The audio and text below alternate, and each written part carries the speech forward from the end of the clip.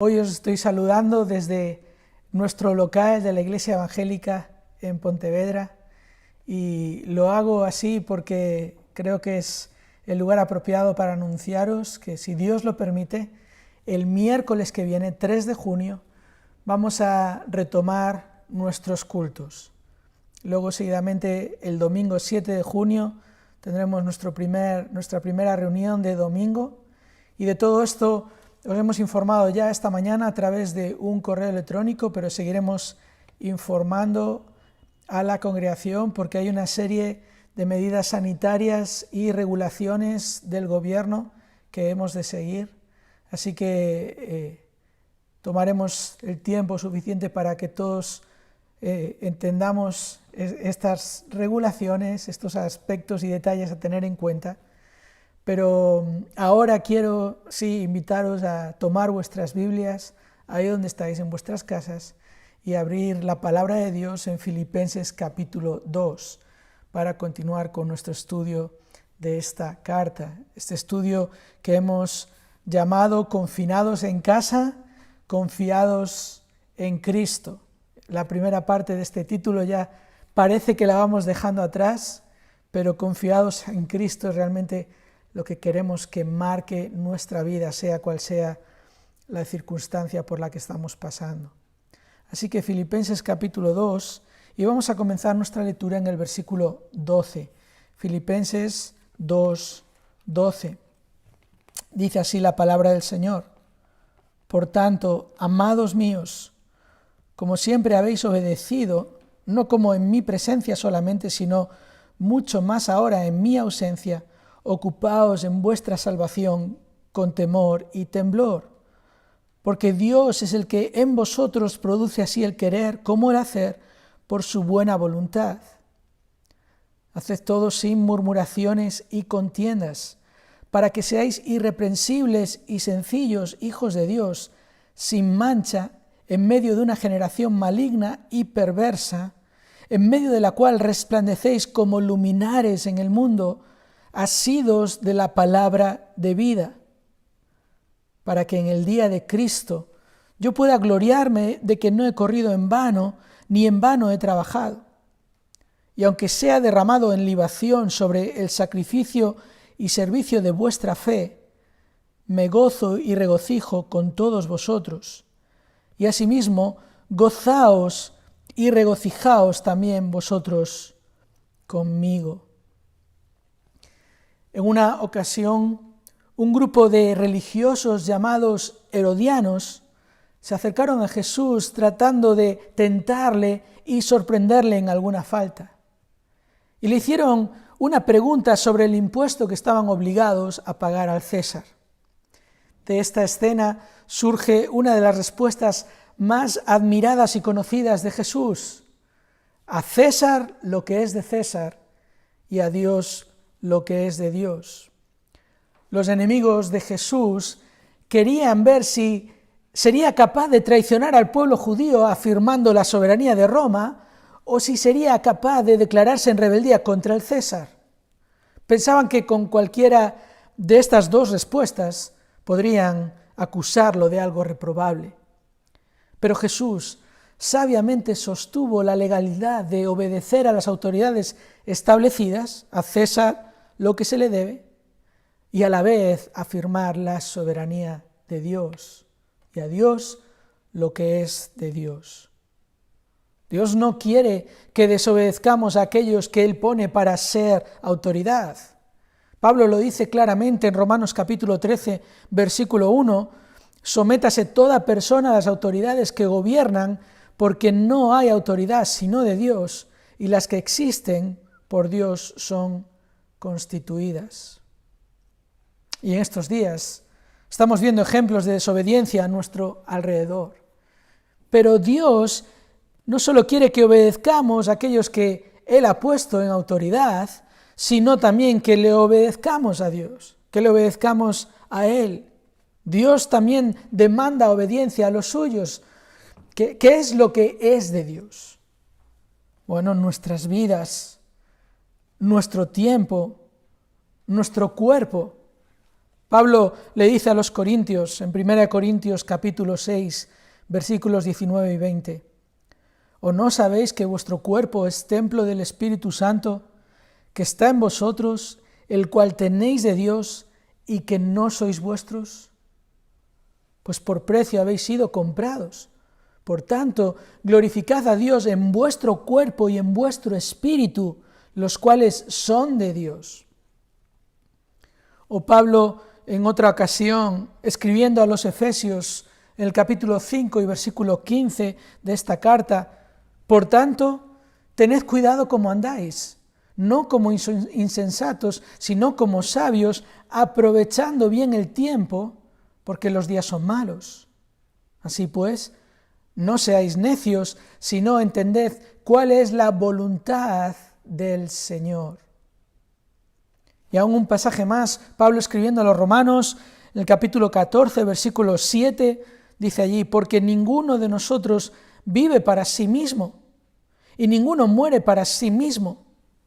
Pues si vivimos, para el Señor vivimos, y si morimos, para el Señor morimos. Por tanto, ya sea que vivamos o que muramos, del Señor somos. Porque para esto Cristo murió y resucitó, para ser Señor tanto de los muertos como de los vivos. Hay una estrecha relación entre la salvación y la obediencia. No hemos sido salvados para vivir como mejor nos parezca. No hemos sido colocados en la iglesia para sentarnos y acomodarnos en una institución. Hemos sido salvados para vivir como Cristo, nuestro Señor, quiere que vivamos. Hemos sido colocados en el cuerpo de Cristo, del cual Él es la cabeza, para servir y para anunciar el mensaje de salvación. La salvación se nos describe en el Nuevo Testamento como el principio de nuestras vidas, no como la meta. Se nos describe como la realidad de que pertenecemos a Cristo para obedecerle y glorificarle. Se nos describe como la realidad de que tenemos un Señor para el cual vivimos. La obediencia es, por tanto, nuestra nueva ocupación. Por eso es fundamental entender qué es realmente la obediencia. Y de esto habla el apóstol Pablo en Filipenses capítulo 2, en los versículos que hemos leído. Pablo les escribe esta carta convencido de que la obra que Dios ha comenzado en aquellos filipenses, Él mismo la perfeccionará hasta el día de Cristo. Pablo escribe esta carta convencido del avance del Evangelio, aun en medio de las pruebas y dificultades, como es el hecho de estar en la cárcel. Pablo escribe esta carta convencido de la necesidad de luchar unánimes por la fe, de la importancia que la unidad tiene en el cuerpo de Cristo, de la importancia que tiene el mantenernos unidos y cómo la clave para mantenernos unidos es la humildad, de la cual Cristo es el gran ejemplo. Y Pablo está absolutamente convencido de esto y por eso ya lo vimos en semanas pasadas, que Pablo les exhorta, haya pues en vosotros este sentir que hubo también en Cristo Jesús. Pablo exhorta a los creyentes de Filipos a la obediencia que Cristo mismo ejemplificó. Y lo hace por medio de una descripción precisa de la obediencia que Dios requiere. Una exhortación a la obediencia tal como Dios la requiere. Y basándose en el ejemplo de Cristo, que obedeció hasta la muerte, Pablo ahora presenta tres cualidades de la obediencia. Tres cualidades de la obediencia que nos estimulan a ocuparnos en nuestra salvación, que nos estimulan a ocuparnos en lo que Dios quiere que estemos ocupados.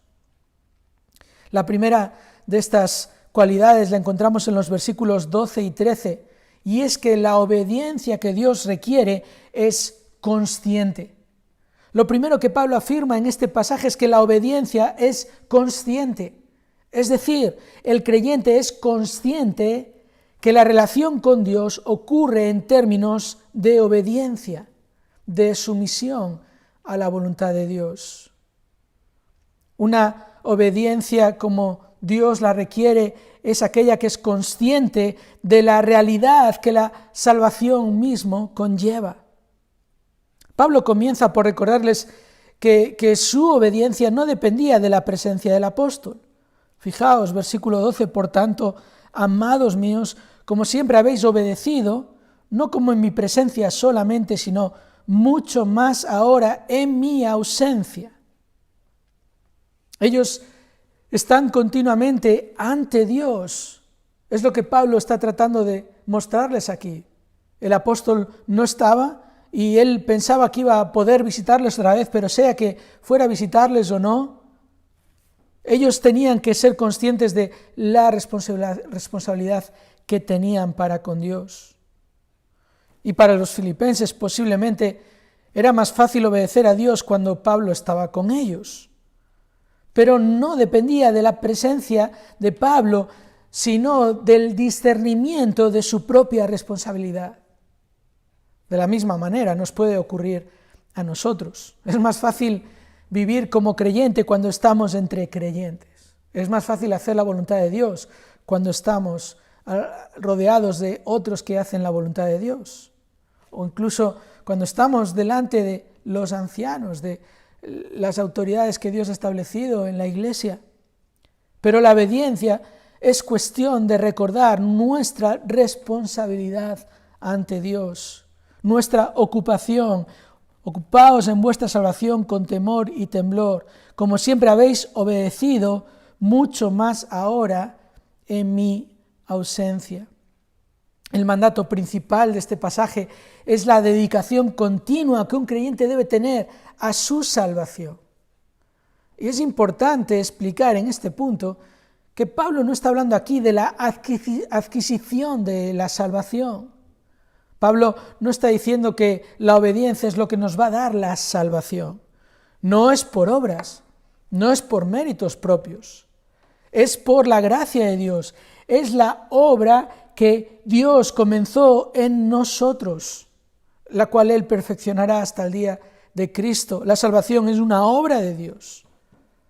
Por tanto, de lo que el apóstol nos está hablando aquí es del alcance de la salvación, de su trascendencia. La salvación no es por buenas obras, pero es para buenas obras. La salvación se hace evidente en el creyente por medio de una ocupación continua, por medio de una obediencia consciente. No solo conscientes de nuestra responsabilidad, sino también conscientes de la reverencia que Dios requiere. Fijaos, Pablo dice, ocupaos en vuestra salvación con temor y temblor. Pablo ya había utilizado esta expresión, por ejemplo, cuando escribió a los Corintios. Es una actitud que él conocía muy bien, la de reverencia, este temor y este temblor que supone ser plenamente consciente de la grandeza y la santidad de Dios. Cuando él llegó a los Corintios, él mismo da testimonio en 1 Corintios capítulo 2, cuando fui a vosotros para anunciaros el testimonio de Dios, no fui con excelencia de palabras o de sabiduría, pues me propuse no saber entre vosotros cosa alguna sino a Jesucristo y a este crucificado. Y estuve entre vosotros con debilidad y mucho temor y temblor. Hermanos, la obediencia no se limita a no hacer ciertas cosas, sino a vivir siendo conscientes de la presencia de Dios. El temor de ofender a Dios es lo que nos va a alejar del pecado, de la misma manera que la reverencia ante su santidad nos acercará a la piedad. Es como Dios mismo anuncia a través del profeta Isaías, en Isaías 66, versículo 2, pero a este miraré, al que es humilde y contrito de espíritu y que tiembla ante mi palabra. El pastor y teólogo R.C. Sproul lo explica muy bien cuando nos recuerda que vivir en la presencia de Dios es entender que todo lo que estamos haciendo y donde lo estamos haciendo, en todo momento estamos actuando bajo la mirada de Dios. La obediencia consciente es aquella obediencia en la que somos conscientes de la reverencia que Dios requiere, que Dios merece. Así que volviendo a nuestro pasaje, Pablo añade algo muy importante aquí en el versículo 13 en cuanto a nuestra vida de obediencia. Y es el hecho de ser conscientes también de los recursos divinos a nuestra disposición. Pablo dice allí en versículo 13, porque Dios es el que en vosotros produce así el querer como el hacer por su buena voluntad.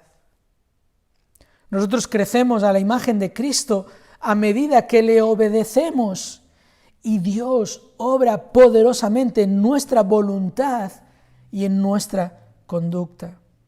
Lo precioso de este texto es que implica que Dios conoce nuestra debilidad. Él sabe que sin su ayuda para nosotros es imposible hacer su voluntad. Por eso Él interviene eficazmente para producir el deseo de hacer su voluntad y para ayudarnos en la acción de obedecer y hacer su voluntad. El pastor británico Ian Hamilton lo explica muy bien cuando él dice: todo nuestro pensar con respecto a la santificación estaría completamente desviado si dejamos de reconocer que la santificación es tanto una obra soberana de Dios como también una obra que requiere de nuestra diligencia y obediencia. Obediencia consciente. Y un ejemplo para nosotros de esta obediencia consciente es Abraham. Cuando Dios le pidió ofrecer a su hijo Isaac, Abraham respondió con obediencia. ¿Y cuál fue la clave para Abraham? La clave está en el hecho de que Abraham era plenamente consciente de su responsabilidad ante Dios y plenamente consciente del poder y la providencia de Dios. Y por eso obedeció con temor y temblor. Abraham no dudó de las promesas de Dios, sino que se aferró a la capacidad que Dios tiene para cumplir sus promesas. Y el autor de la carta a los Hebreos da testimonio precisamente de este ejemplo de obediencia, cuando nos dice allí en el capítulo 11, versículo 17, por la fe Abraham, cuando fue probado, ofreció a Isaac.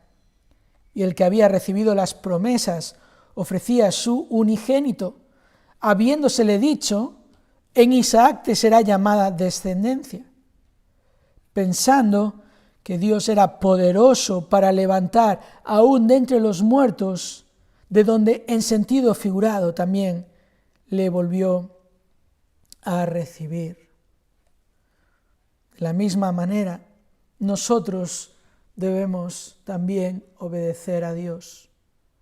La obediencia que Dios nos pide no es una fe ciega, porque puede que no sepamos exactamente lo que Dios quiere hacer por medio de nuestra obediencia, pero sí sabemos que es nuestra responsabilidad como siervos de la justicia. Y sabemos que Dios merece toda reverencia y que es digno de toda confianza. Y sabemos que Dios obra poderosamente en nosotros, de modo que lo que Él quiere llega a ser lo que nosotros queremos. La obediencia que no es consciente es mera religión. La obediencia que Dios demanda requiere humildad. No le obedecemos para que Él nos bendiga, le obedecemos porque Él es Dios. Le obedecemos porque Él es infinitamente sabio y nosotros apenas luchamos con no caer en la necedad. Le obedecemos porque Él está perfeccionando la buena obra que Él comenzó en nosotros. Por tanto, la verdadera obediencia es consciente. Esa es la primera cualidad de la obediencia que Dios requiere. La obediencia es consciente. Ahora vemos una segunda cualidad de la obediencia que nos estimula a ocuparnos en nuestra salvación, y es que la obediencia es también consecuente. Lo segundo que Pablo afirma en este pasaje es que la obediencia es consecuente, es decir, que el creyente responde a Dios de la única manera que es coherente, y el fruto de esta actitud es una vida que resplandece. Fijaos, versículos 14 y 15. Haced todo sin murmuraciones y contiendas, para que seáis irreprensibles y sencillos, hijos de Dios sin mancha en medio de una generación maligna y perversa, en medio de la cual resplandecéis como luminares en el mundo, asidos de la palabra de vida. Pablo continúa con otra exhortación que nos muestra la necesidad de que la obediencia sea sin murmuraciones ni discusiones. Estas palabras hacen referencia a una actitud de desagrado y disputa. Manifiestan un rechazo a la autoridad, como el niño que obedece a regañadientes cuando, por ejemplo, le mandan sentarse y de manera desafiante dice: exteriormente estoy sentado, pero por dentro sigo de pie. Externamente parece obediencia, pero si la autoridad se cuestiona, entonces no es verdadera obediencia, no es consecuente, no está reconociendo la autoridad. Más bien supone una acción forzada, algo que se hace o por miedo a las consecuencias o para aparentar que uno quiere obedecer. Esto es precisamente lo que hizo el pueblo de Dios en el desierto, cuando fueron poderosamente liberados por Dios de las manos del faraón. Dios les salvó de la esclavitud para disfrutar de grandes promesas y bendiciones, pero muchos de los que salieron de Egipto no estaban dispuestos a someterse a Dios. Algunos de ellos hasta expresaron su preferencia por volver y someterse a Faraón otra vez. ¿Y qué hizo Dios? Dios les juzgó severamente. Y Pablo escribe a los Corintios en su primera carta, capítulo 10, para recordarles a estos creyentes que no deben tener esa misma actitud por la cual Dios juzga severamente. Primera Corintios 10, no murmuréis como algunos de ellos murmuraron y perecieron por el destructor. La obediencia es consecuente con la soberanía de Dios. Reconoce que Dios es soberano y obedece no a regañadientes, no con murmuración, sino obedece con reverencia, obedece reconociendo quién es el soberano, quién tiene la razón. También la obediencia consecuente es coherente con la salvación de Dios. Es interesante, el versículo 15 dice: para que seáis irreprensibles y sencillos, hijos de Dios, sin mancha en medio de una generación maligna y perversa. Otra vez, Pablo no está diciendo aquí que por medio de la obediencia llegamos a ser hijos de Dios, sino que como hijos de Dios, adoptados por medio del sacrificio de su Hijo, lo coherente es una actitud que esté libre de acusaciones y que esté libre de hipocresía, que realmente actuemos como lo que somos, irreprensibles y sencillos, sin mancha en medio de una generación maligna y perversa. Y Pablo dice: en medio de la cual resplandecéis como luminares en el mundo. Es una ilustración. La expresión luminares en el mundo hace referencia al sol y la luna, los luminares del mundo. las grandes luminarias que vemos claramente, y es la ilustración de la realidad espiritual de los creyentes en el mundo. Brillan en medio de las tinieblas.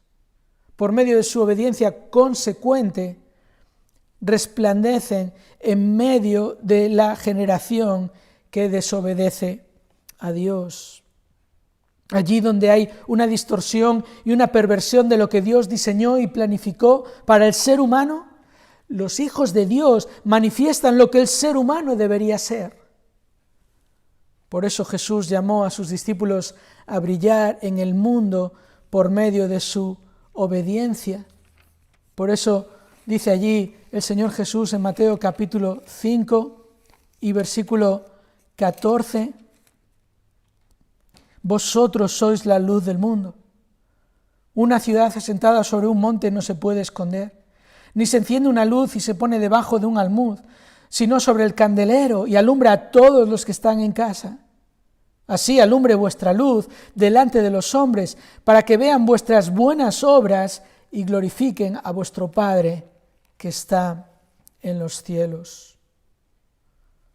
La obediencia es consecuente con la soberanía de Dios, es consecuente con la salvación de Dios y es también consecuente con la sabiduría de Dios. Y Pablo dice aquí una cosa más, al principio del versículo 2, debemos obedecer asidos de la palabra de vida. Asidos de la palabra de vida.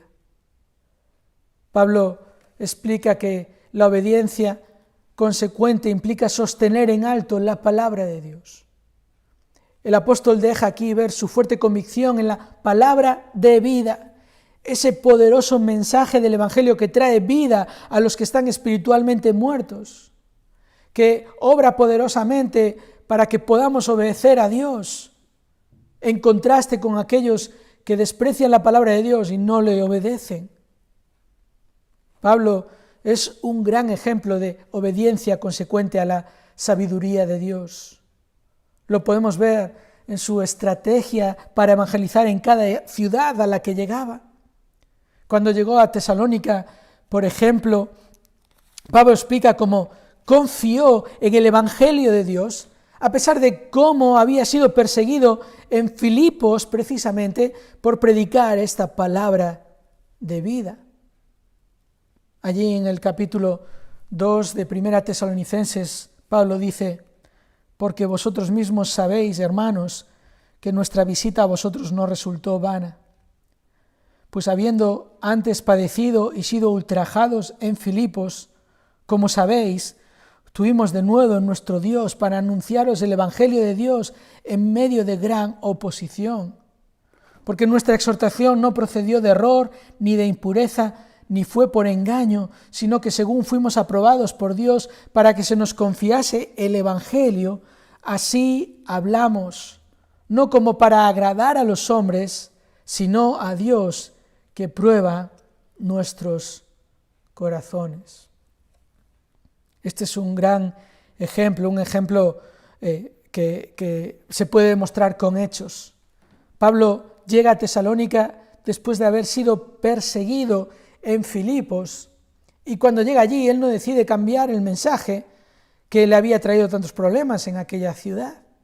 Él fue fiel al mensaje fiable de Dios, el Dios que les prueba, el Dios que nos examina.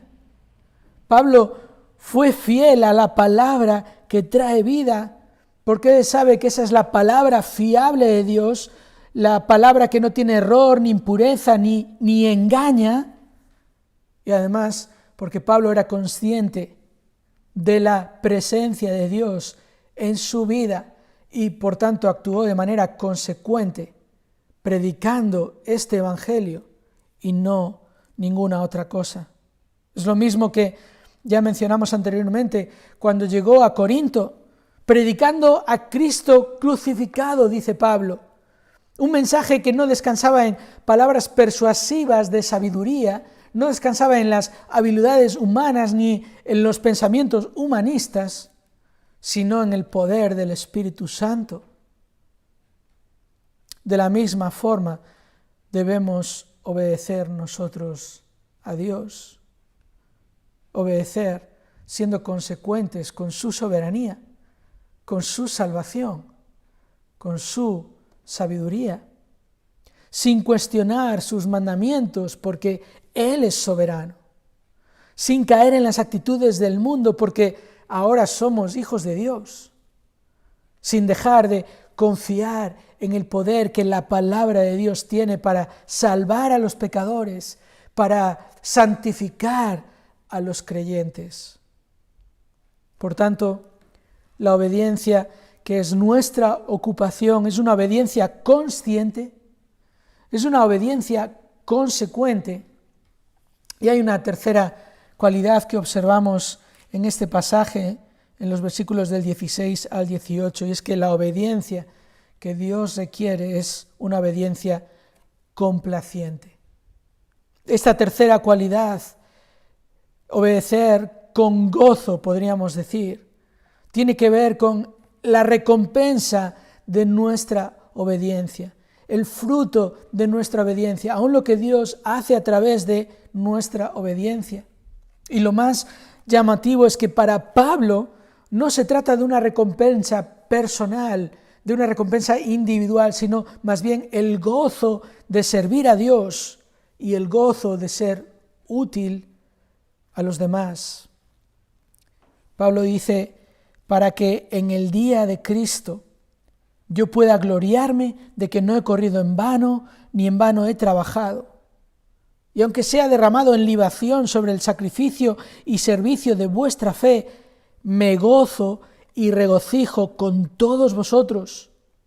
Y asimismo, gozaos y regocijaos también vosotros conmigo. Pablo habla aquí de su trabajo, de su servicio al Señor, que lo hace con este propósito de edificar a los creyentes, de que los incrédulos escuchen el mensaje poderoso de salvación. Y luego utiliza una ilustración en el versículo 17, una ilustración de las ofrendas de libación que bajo el antiguo pacto, el pacto mosaico para el pueblo de Israel, era una de las ofrendas que podían presentar a Dios de manera voluntaria como un acto de adoración. De manera particular, una ofrenda de la libación consistía en derramar una bebida en el suelo, normalmente vino, como una muestra de honor y entrega a Dios. Fue, por ejemplo, lo que se nos narra en la historia del rey David, cuando en una ocasión él, estando con sus valientes, dijo: ¿quién me diera poder beber agua del pozo de Belén? Cuando ellos estaban en el mismo campo de batalla. Y ahí se nos narra como dos de esos valientes de David cruzaron las líneas enemigas arriesgando su vida para traerle agua de los pozos del pozo de Belén. Y es interesante que cuando llegan ante David y le traen esta agua, David está tan sorprendido de la acción que han hecho estos valientes, que en vez de beberla, la derrama de manera que ofrenda esa agua a Dios. Y es este gesto precisamente de libación. Lo que Pablo está ilustrando es un sacrificio voluntario en obediencia a Dios para el beneficio espiritual de aquellos creyentes. Así es como Pablo veía su vida, un sacrificio y servicio por vuestra fe. ¿Y qué producía esto en Pablo? Profunda satisfacción y profundo gozo. Era su manera de expresar su entrega, cómo estaba dispuesto a dar su vida para traer gloria a Dios y bendición a los hijos de Dios. Precisamente como aún le dijo a los corintios en 2 Corintios capítulo 12, versículo 15, yo con el mayor placer gastaré lo mío y aun yo mismo me gastaré del todo por amor de vuestras almas, aunque amándoos más, sea amado menos. De lo que Pablo está hablando es de esta obediencia complaciente, una obediencia que se complace en traer gloria a Dios y una obediencia que se complace en traer gozo a la iglesia. La obediencia a Dios trajo profunda satisfacción a Pablo, de tal forma que él sentía un gozo profundo que no podía dejar de compartir. El gozo de ser útil en la edificación de los creyentes. De la misma manera que había dicho ya en el capítulo 1, versículo 25 de esta carta a los Filipenses, confiado en esto, sé que quedaré, que aún permaneceré con todos vosotros para vuestro provecho y gozo de la fe, para que abunde vuestra gloria de mí en Cristo Jesús, por mi presencia otra vez entre vosotros.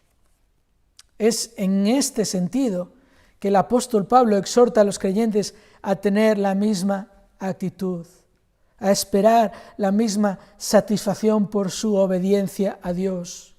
La obediencia a Dios es complaciente, trae gozo al que obedece y trae gozo a los que están alrededor de los que obedecen y trae gloria a nuestro Dios.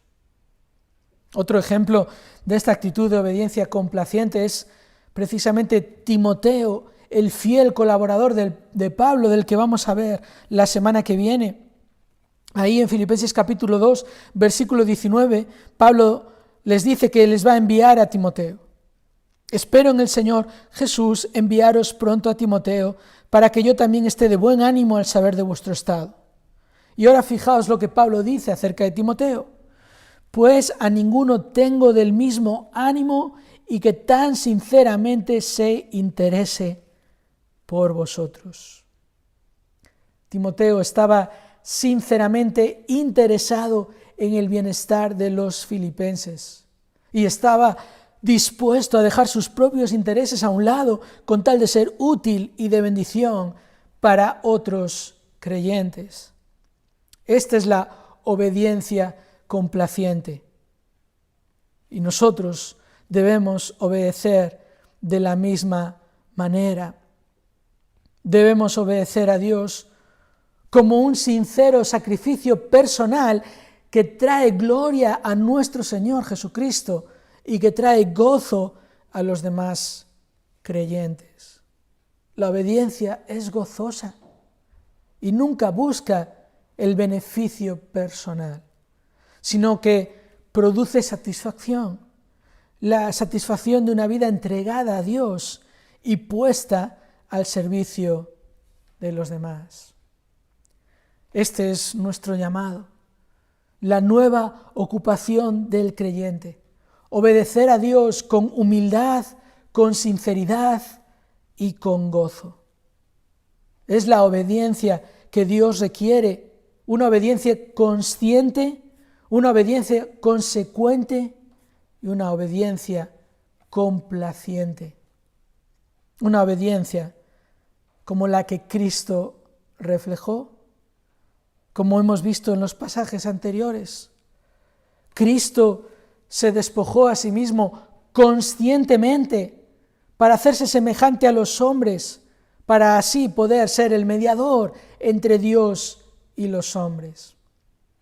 Cristo se humilló a sí mismo consecuentemente para hacer la voluntad del Padre, siendo obediente hasta la muerte, para así poder ser el sacrificio a favor de los hombres. Y Cristo se entregó a sí mismo complacientemente para obtener la salvación de los pecadores que, como dice el autor de la carta a los Hebreos, fue el gozo puesto delante de él. No hay mejor ejemplo que Cristo para conocer la obediencia que Dios requiere. Nuestra vida es ser cada vez más parecidos a Él. La voluntad de Dios, la buena voluntad de Dios es hacernos a la imagen de su Hijo y es que nos esforcemos en vivir como Él quiere que vivamos. Hermano, hermana, ¿estás ocupado en tu salvación? ¿Estás centrado en obedecer a Dios sinceramente? ¿Estás brillando en medio de una generación maligna y perversa? ¿Estás siendo humilde en tu relación con Dios, haciendo todo lo que Él te pide sin murmuraciones ni contiendas? ¿Te estás sacrificando gozosamente por el bienestar de los demás? Querido oyente, ¿estás siendo consciente de tu responsabilidad? ¿Estás siendo consecuente con tu fe? ¿Estás gozándote en traer gloria a Dios y bendición a los que están a tu alrededor? No lo olvidemos, la obediencia es nuestra ocupación. Hemos llegado al final de nuestro estudio y quisiera terminar recordando algunas cosas. Como decía al principio, vamos a retomar 2 de nuestras actividades ya. El miércoles 3 de junio tendremos nuestro culto de oración, de estudio bíblico de oración, y luego el domingo 7 de junio a las 11 de la mañana tendremos nuestra reunión de adoración y estudio de la palabra. Así que oremos al Señor y pidamos que Él nos dirija en esta transición que empezamos a hacer, a retomar algunas de nuestras actividades con el aforo limitado, con aún algunos de nuestros hermanos y hermanas sin poder asistir, pero como hemos dicho, vamos a estar grabando todas las reuniones que vamos a hacer para que los que no podáis asistir podáis seguirlas desde casa. Tampoco queremos que os quedéis con ninguna duda, así que con cualquier cosa podéis contactar a los ancianos y con gusto os explicaremos todo lo que tenemos que tener en cuenta con respecto a retomar nuestras actividades. Y ahora os animo a que juntos dediquéis un tiempo a orar, juntos los que estáis en vuestra casa o ya sea a solas escuchando este vídeo, pero que des gracias a Dios, dale gracias a Dios por su fidelidad, porque Él es fiel en la obra que comenzó, en la obra que Él perfecciona hasta el final. Él es el que produce en nosotros tanto el querer como el hacer por su buena voluntad. Dale gracias por su mensaje fiel, por su palabra de vida, su palabra que trae vida, su palabra que nos ayuda a nosotros a disfrutar de esta vida, a crecer en esta vida. La salvación no es la meta, la salvación es el principio de nuestra vida de obediencia consciente, consecuente y complaciente a nuestro Dios. Así que estemos orando por la edificación de los creyentes, oremos unos por otros, oremos también por los enfermos, oremos por los obreros, los misioneros que están proclamando esta palabra de vida, que el Señor también prospere y fructifique su labor. Y por último quiero despedirme anunciándoos que este domingo va a ser algo especial. Normalmente hemos venido todos estos domingos del confinamiento recomendando que escuchemos el culto que los hermanos de Teis celebran, que emiten en directo, y luego el culto por las tardes de los hermanos en León, que ellos también emiten a través de YouTube. Pero este domingo vamos a hacer algo especial, y en esta ocasión a través de este mismo canal de YouTube por el cual estáis recibiendo estos vídeos, este estudio a los filipenses, el domingo a las 11 de la mañana vamos a tener el privilegio de escuchar la predicación de la palabra a través de nuestro hermano Daniel Corral, el siervo del Señor Dani Corral, que desde Madrid él va a estar grabando un sermón para nosotros. Así que estemos orando que el Señor también nos bendiga a través de la predicación y el testimonio de nuestro querido hermano, por quien estamos también orando fervientemente y continuamente. Así que recordad, ya recibiréis este fin de semana el enlace para el domingo por la mañana, tener nuestro culto de manera particular con un invitado virtual, podríamos decir. Y después de este domingo, ya como anunciaba, pues en la voluntad de Dios volveremos a reunirnos. Bueno, hermanos, hasta aquí este estudio. Que el Señor bendiga vuestro tiempo de oración, que el Señor nos bendiga a todos grandemente.